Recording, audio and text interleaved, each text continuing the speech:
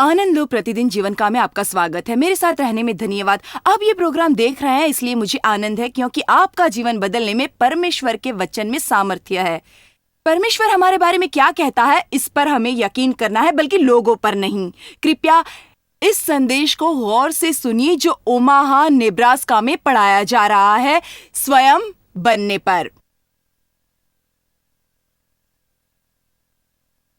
आप में से कोई अपनी तारीफ करेगा तो क्या कहेगा? यही ना, मैं रेत में लकीर खींचता हूँ, मैं जो हूँ सो हूँ, यही है और मेरे पसंदीदा है, और मुझे क्या करना है ये मैं देखती हूँ यीशु के नाम में।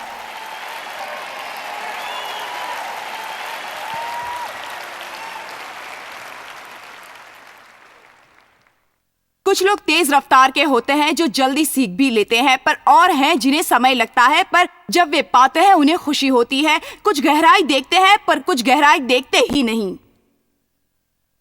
मैं हरदम अपने दिमाग में सोचती हूँ और अध्ययन करती हूँ और सुनाती हूँ। हम रास्ता काट रहे हैं और देव कहेगा, वो देखो कुछ भी, पेड़ पर बिल्ली या कुछ और वो हंसेगा, क्योंकि तब तक हम 1 मील आगे आए और फिर वो ओझल हुआ और मैं बढ़ रही थी, बस बढ़ ही रही थी, बढ़ रही थी।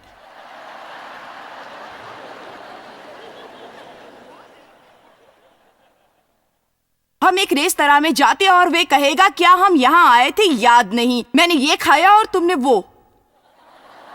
मुझे कुछ भी याद नहीं। हम एक समान नहीं होते हैं। मैंने जीवन के इतने साल बिताए, खुद को छला, बेहाल हुई, क्योंकि मैं औरों के समान होना चाहती थी, क्योंकि मैं स्वयं को नहीं चाहती थी।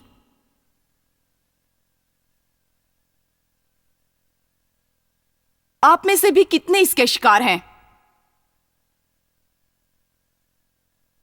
मुझे देव के समान होना पसंद था। वे कितना शांत है, उसे कोई भी चिंता नहीं। देव के पास बस एक ही जवाब है, अपनी चिंता टाल दो। दूसरी उसकी पसंदीदा बात, देखेंगे।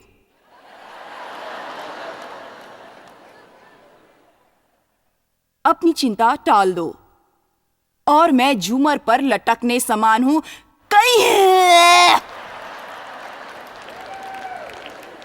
वो कहता, परमेश्वर देख लेगा। कब परमेश्वर देखेगा? परमेश्वर उसे कैसे देखेगा?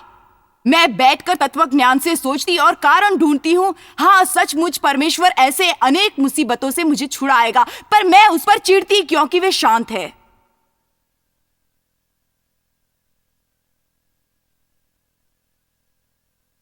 मैं मेरे पादरी की बीवी के समान होती हूँ। वे सुंदर और छोटी और दया का भंडार थी।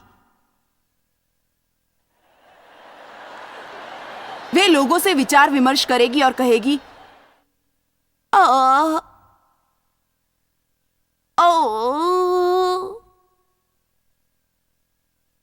बताइए, और कुछ उस पर बातें करें। जब लोग मेरे पास आते, मैं उन पर एक नजर डालूंगी। वे मुझसे 2 मिनट बातें करेंगे और उतने में मैं उनकी समस्या समझ जाऊंगी और कहूंगी, आपको ये करना है, घर जाकर करिए। परमेश्वर की स्तुति हो।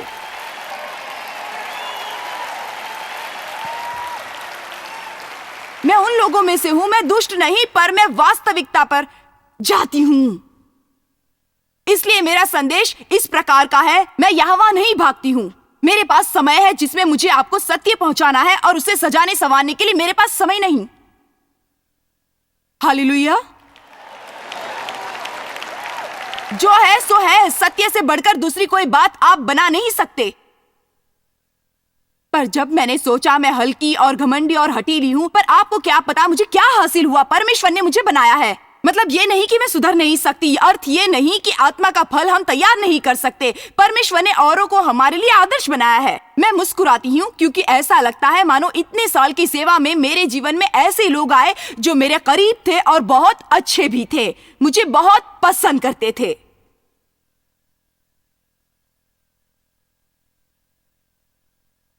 जब एक अच्छी व्यक्ति आकर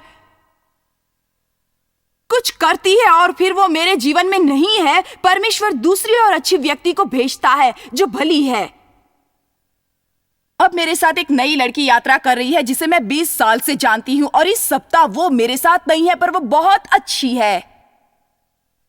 देखिए, ऐसा एक समय था जब उसका अच्छापन मुझे बहुत खटकता था और मैं स्वयं से कहती, मुझे इसी की तरह अच्छा बनने की कोशिश करनी चाहिए। और लोग मुझसे पूछते कि तुम्हें क्या हुआ है?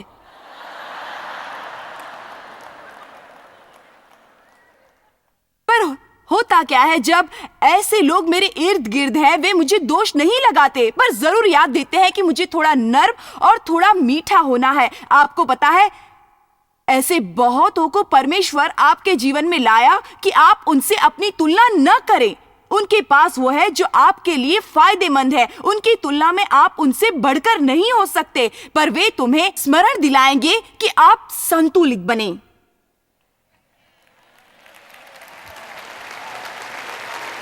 देव अपनी जिम्मेदारी टालने पर महान है और वे चिंता नहीं करता, जो मुझे याद दिलाती, शांत रहो, सिर्फ शांत रहो।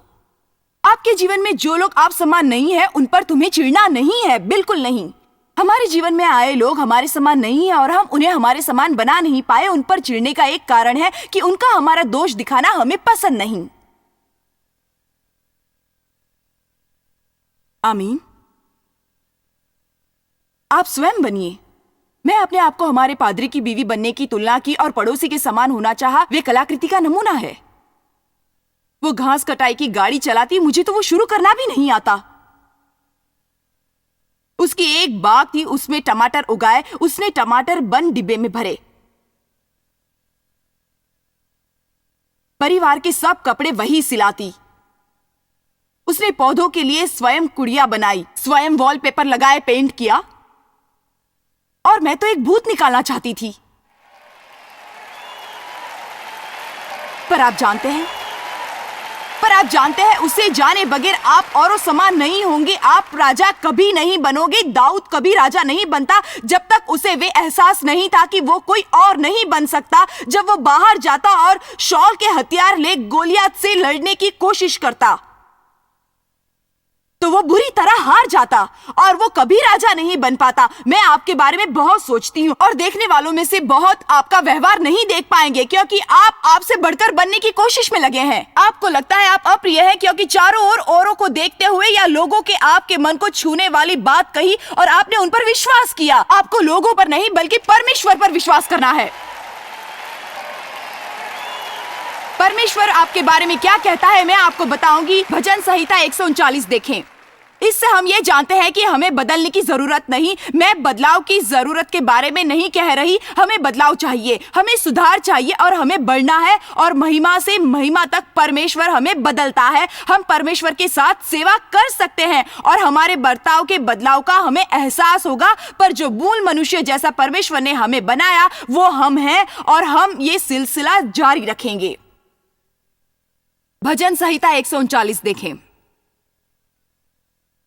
आप में से कितने जानना चाहते हैं यहां नीचे क्या है? मैं एक क्षण में शायद बता पाऊंगी। भजन संहिता 139 एक है, यहोवा तूने मुझे जांच कर जान लिया है, पहचान लिया है। Oh wow! जब परमेश्वर ही कहता है वो तुम्हें जानता है, वे उस पड़ोसी के समान नहीं जो कहता है मैं तुम्हें जानता हूं। परमेश्वर जानता है आपको। मैंने कहा परमेश्वर जानता है आपको।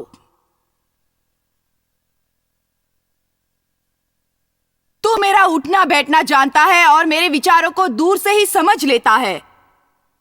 मेरे चलने और लेटने की तू भली भांति छानबीन करता है और तू मेरी पूरी चाल चलन का भेद जानता है। सब कुछ। जैसे मैं हर बार कहती हूं, आप जो करने वाले हैं उसे परमेश्वर जानता है। आपके करने से पहले आप परमेश्वर के लिए आश्चर्य नहीं। परमेश्वर ने मुझे सेवकाई में इसलिए नहीं बुलाया कि 3 दिन बाद मैं यीशु से कहूं मैंने क्या गलती की। हमारा बर्ताव कभी ऐसा होता है जैसे परमेश्वर उठकर चले जाते हैं। परमेश्वर तेरी हर गलती से ज्ञात रहते हैं हमेशा के लिए। उसके साथ तेरी समस्या है।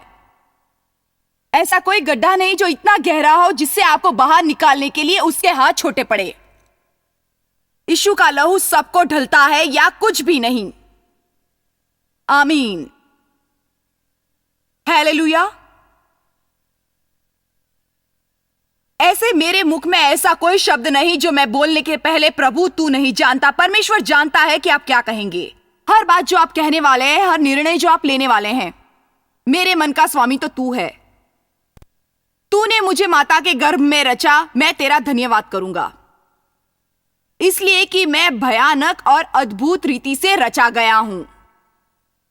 अब देखिए, मुझे ये बात 3 महीने पूर्व पता चली। फिर वो ये कहता है तेरे काम अद्भुत हैं। वे स्वयं के बारे में कहता है, हे प्रभु, जो तूने बनाए सब अद्भुत हैं।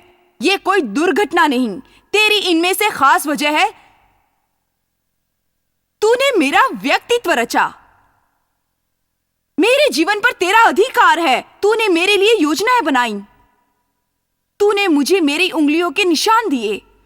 तूने मुझे डीएनए दिया, मेरी आंखों में रंग तूने दिया। तूने मुझे बोलने के लिए स्वर भी दिए। तूने मुझे छोटी बड़ी उंगलियों के निशान भी दिए। सब कुछ तूने मुझे दिया। तूने मुझे कुरले या सीधे बाल दिए। तूने मुझे सुनहरे या काले या लाल पीले बाल दिए। हे प्रभु, तूने अपने हाथों से खास योजनाएं मेरे मां के कोख में मेरा आयोजन किया। तेरे काम अद्भुत हैं। तू महान है। तू सचमुच अद्भुत है परमेश्वर।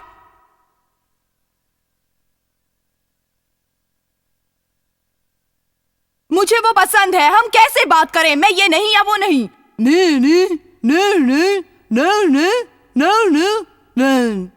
दाऊद ने गलतियां की, फिर भी वे कहता है, प्रभु तूने मुझे अपने हाथों से इकट्ठा रचा है। अद्भुत तेरे काम हैं। हमारे में से कितनों के पास वो हिम्मत और साहस और विश्वास है कि दाऊद समान हम बातें कर सकें।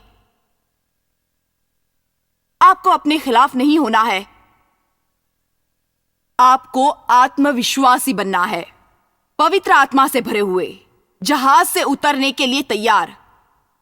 शांत हो कि शैतान आपको पांव तले है, और ना ही नरक में कोई शैतान या पृथ्वी पर कोई मनुष्य हो जो आपके जीवन के लिए परमेश्वर के इच्छा से बाहर रखें।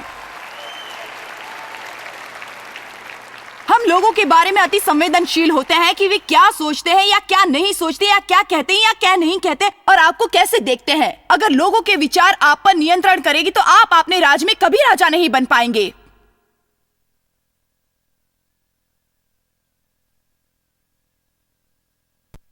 जब मैं गुत्र में बनाया जाता तब मेरी हड्डियां तुझसे छिपी न थी, और पृथ्वी के नीचे स्थानों में रचा जाता था अंधकार और रहस्यमय स्थान।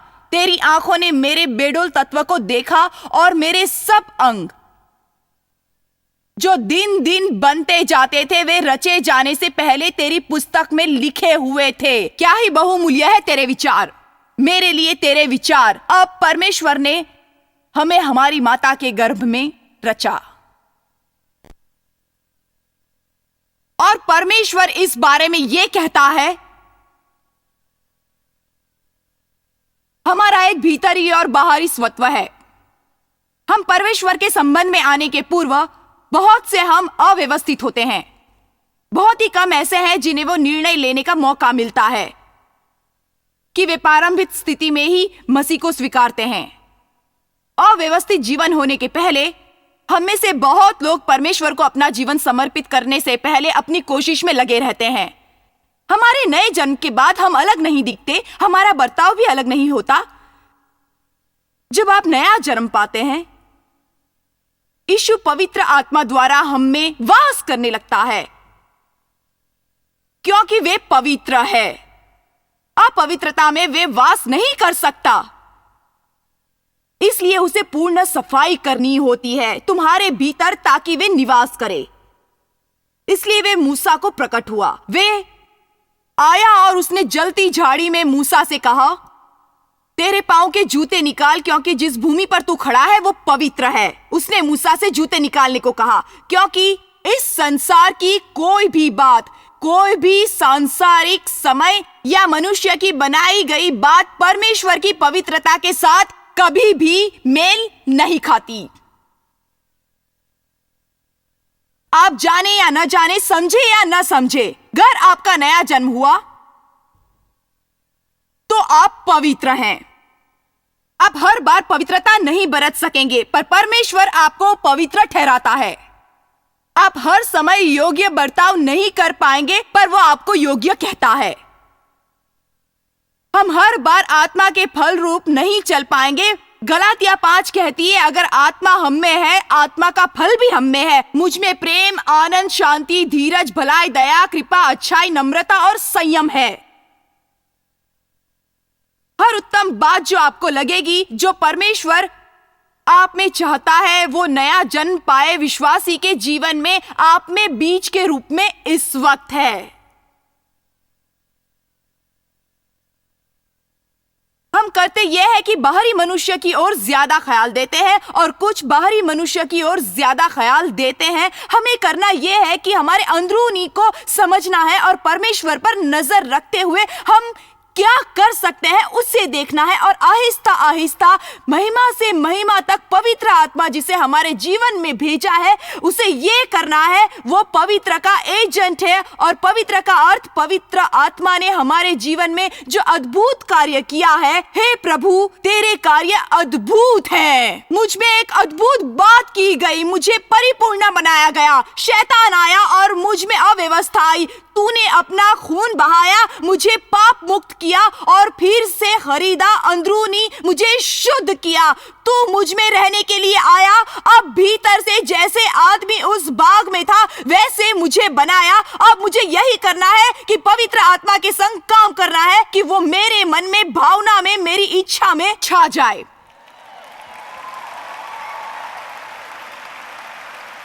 और ये क्रिया है और यात्रा भी। लोग क्यों हमारा न्याय और निंदा करते हैं? क्योंकि वो ये देखते हैं सच मुझे कुछ नहीं चाहिए। ये काफी अरूप बात है ना? याक, इसे मैं अपने घर से लाई हूं और ये मेरे घर में रहता है।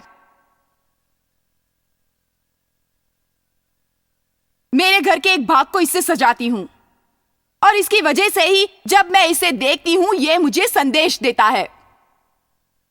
जब मैं अपने आप को आईने में देखती हूं तो मैं इसे देखती हूं। जब मैंने कहा परमेश्वर ने मुझे संदेश देने के लिए बुलाया और मैं दुनिया भर यात्रा करूंगी और लोगों को मदद करूंगी, तो लोग मुझ पर हंस पड़े क्योंकि लोगों ने इसे देखा।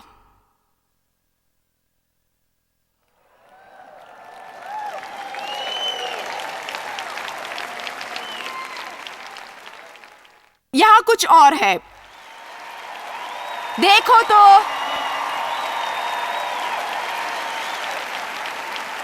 परमेश्वर ने इसका निर्माण किया, शैतान ने देखो क्या किया। लेकिन पता है ये सब निकल जाएगा और फिर ये रहेगा। हमें चाहिए कि हमारी अंदरूनी बातों को बाहर से प्रकट करें। सुनिए, मैं हमेशा इसे देखकर चिंतित होती। मैं इसे चट्टान कहती हूं। मैं ऐसी ही हूं। हे परमेश्वर, तूने क्यों इस जगत में वो अद्भुतें छिपा कर रखी है? उसमें सोना क्यों? तूने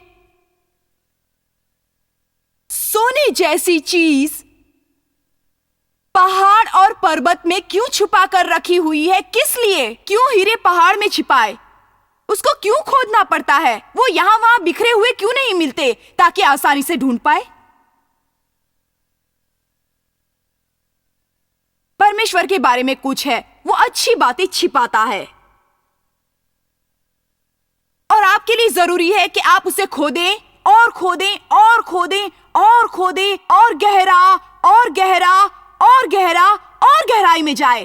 तेल भी आप तेल खोद कर निकालते हैं, वैसे पानी को भी। मैं जानना चाहती हूं कि ये सारी चीजें यूं ही क्यों नहीं पड़ी, आसानी से हम निकाल सके। अगली बार कोई आपका न्याय करे तो कहिए आपको कल्पना नहीं मुझ में क्या चल रहा है। मेरे हृदय की आपको कल्पना नहीं, फिर हम लोगों का न्याय कैसे करें जब उनके दिल की मालूमात ही नहीं। मैं मानती हूँ कि पाप का न्याय हमें करना है और चर्च में सब बातें ठीक ठाक हो। पौलुस ने विश्वासियों की गलती बताई क्योंकि मूर्खता की सारी बातें वो चर्च में लाए। इतना ही नहीं, पर न्याय करने में और पूर्व स्थिति में लाने में और न्यायी होने में फर्क है। आमीन। हमें पौलुस के समान विषय पर आना चाहिए जहां उसने कहा, आप मेरे बारे में क्या सोचते हैं, मुझे इस बात की बिल्कुल परवाह नहीं। मैं खुद का तक न्याय नहीं करता, परमेश्वर मेरा न्यायाधीश है। और एक जगह पौलुस ने यह भी कहा, अब से कोई मुझे न सताए क्योंकि मैंने अपने देह पर यीशु मसीह के चिन्हों को धारण किया है। आपको आप जो नहीं है और जो लोग क्या सोचते हैं और आप क्या नहीं कर सकते और कौन से दान आपके पास नहीं है, ऐसी बातों से अति उत्तेजित नहीं होना है। आपको एक ही करना है, पवित्र आत्मा को आपके कार्य करने दो और आपको वचन में ढूंढना है और ढूंढना है और प्रार्थना में ढूंढना है और वचन में ढूंढना है और प्रार्थना में ढूंढना है। फिर जल्द ही तुम्हारे जीवन में वो बदलाव आएगा और बदलाव और बदलाव और बदलाव और बदलाव और बदलाव और बदलाव।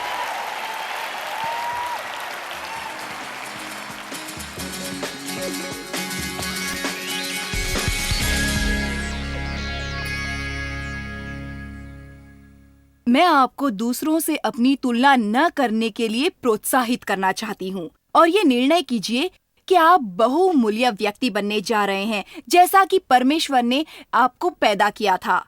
आप में से कुछ आज इस कार्यक्रम को देख रहे होंगे। ये विश्वास का वास्तविक कदम होगा क्योंकि आपने दूसरों से अपनी तुलना करने में अपना अधिकांश समय गंवा दिया, ये सोचने में कि जो होना चाहते थे वे आप नहीं हो पाए। जानते हैं ऐसा क्यों?